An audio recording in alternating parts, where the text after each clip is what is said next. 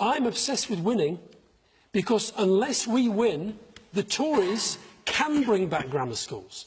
Unless we win, we wouldn't have been able to have things like the minimum wage and Sure Start and devolution to Scotland and peace in Northern Ireland and all the other things that we did. You have to win power in this country. And John talks about building a social movement.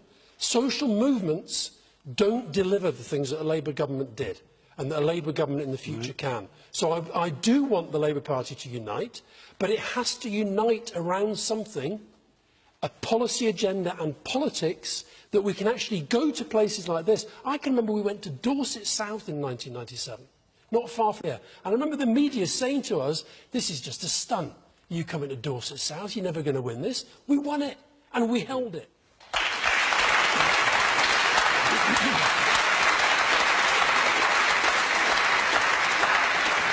John McDonnell. We have to win. No one is arguing that we don't have to win. We have to win elections, and we have to ensure that we have the broadest appeal. And we have to recognise the political times in which we're in. The reason that Jeremy Corbyn got elected leader is because, excuse me, he reflects a movement, excuse me, right there across Europe and America as well. People have been through the crash of 2008.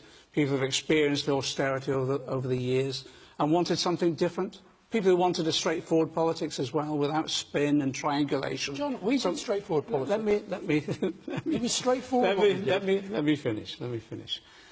I think that's what people voted for when they elected Jeremy to be leader of the party. And at that point in time, we'd lost the general election. We were between 7 and 10 points behind in the polls. What then happened is that we won every parliamentary by-election and increased our majorities. We won every mayoral election. We matched Ed Miliband in the local council elections at his highest. And actually, we were overtaken. So you're on course to victory. Well, let me just... Well, no, hang on a second. Let's just get to the point. Let me just finish this point. These long lists of what you've done. Let me just finish this point. All right, We'd overtaken the Conservatives in the poll. So we were laying the foundations. We were laying the foundations, I believe, for electoral victory in due course. And we were bringing together the party, left, right and centre. The shadow cabinet that Jeremy appointed was from left, right and centre. So what went wrong? Because, I mean, now you're clearly not in the lead in the polls. Fair enough. But the lesson that we've got to learn very, very clearly is that people will not vote for a divided party. What happened is that a group of, unfortunately, people within the party weren't willing to accept Jeremy's mandate. They launched what is effectively a coup, and we've gone through a couple of months of, I think, absolute distraction. But I'm interested in one thing. Do you think that the country as a whole has moved to the left? I mean, you make no bones about saying you're a Marxist. Your reaction to the capitalist crisis. I'm a Marxist. I'm honest with people. Is that what the country as a whole wants? A Marxist as Chancellor of the Exchequer? I'm a socialist. I'm a Marxist, for the words you used. I'm a socialist. Are you a Marxist? No, I'm a socialist. Well, why did you say I'm a Marxist? Because actually, I was demonstrating a prediction of the capitalist crisis at the time. Anyway, I'm honest with people. You said I'm a Marxist. That's right. I was predicting what Marx would say in terms of the economic crisis that was coming. You said, I'm a Marxist. I was predicting... You can go on YouTube. I was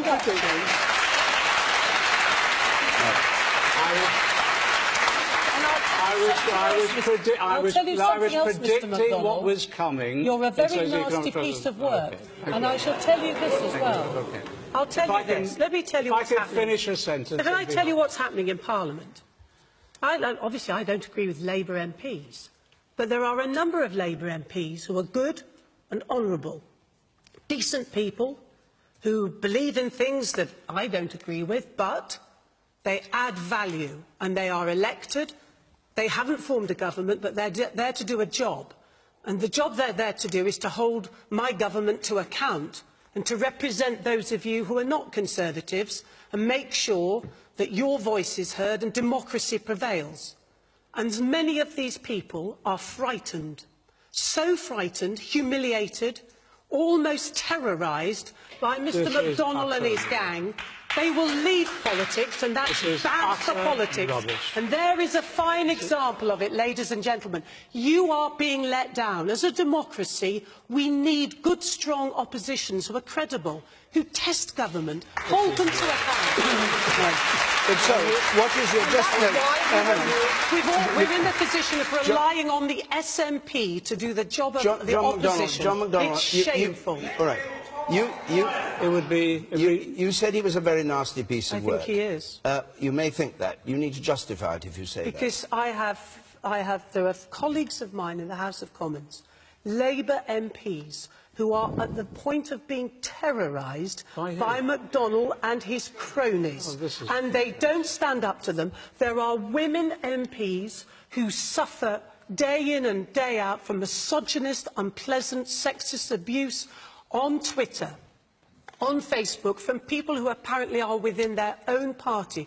There is a Jewish Labour MP, a woman who is living in a safe house because of the levels of anti-Semitism she has to bear. It's a disgrace and it must stop, and you, sir, can stop it. Alistair Campbell. Alistair,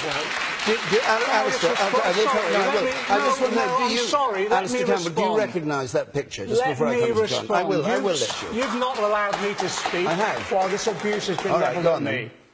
Let me make this absolutely clear, and we've made it clear time and time again. We will not tolerate abuse within the Labour Party. We've condemned it time and time again. Every time there's been a level of abuse that's been waged, and Jeremy Corbyn has made it absolutely clear, if we've identified the individual, they will be out of this party and suspended. Simple as that. We're not accepting this smear campaign that's going on from the Tories and others as well.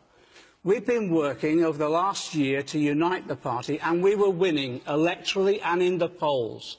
Yes, a coup was launched by a small minority who could not accept Jeremy's mandate. We are a small minority who could not accept the mandate. Jeremy was elected on the basis of 59.5% of our members. We are now going through a democratic election. Once that election is over, whoever is the leader, we will unite behind. And we have been effective opposition in terms of defeating the Tories on tax credits, on PIP, the cuts for disabled people, and a range of others.